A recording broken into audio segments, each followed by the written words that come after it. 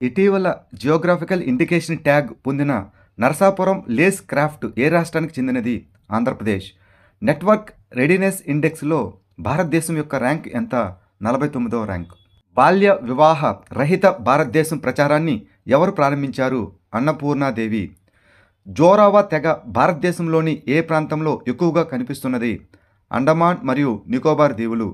భారతదేశం మరియు సింగపూర్ మధ్య ద్వైపాక్షిక సైనిక వ్యాయామం అయినటువంటి అగ్ని వారియర్ 2024 ఎక్కడ జరిగింది? మహారాష్ట్రలో.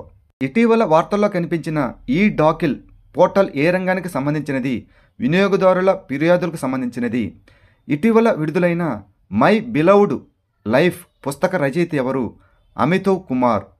వార్తల్లో కనిపించిన సబల్ 20 ఎలక్ట్రిక్ మానవరహిత హెలికాప్టర్ను ఏ సంస్థ అభివృద్ధి చేసింది? ఐఐటి కాన్పూర్. భారతదేశపు మొట్టమొదటి గ్రీన్ హైడ్రోజన్ ఇంధన కేంద్రం ఏ నగరంలో స్థాపించబడింది? లేహ్, లడఖ్ ప్రాంతంలో.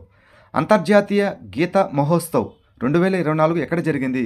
కురుక్షేత్ర, హర్యానా రాష్ట్రంలో. 43వ ఇండియా ఇంటర్నేషనల్ ట్రేడ్ ఫెయిర్లో ఆరోగ్య మరియు కుటుంబ సంక్షేమ మంత్రిత్వ శాఖ యొక్క వన్ హెల్త్ పెవిలియన్ ఏ గుర్తింపు పొందింది?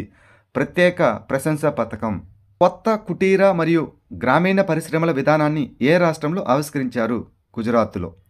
ఇంటర్నేషనల్ టూరిజం మార్ట్ యొక్క 12వ ఎడిషన్ ఎక్కడ నిర్వహించబడింది? Assam.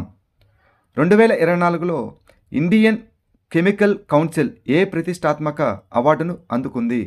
2024 OPCW the Hague award.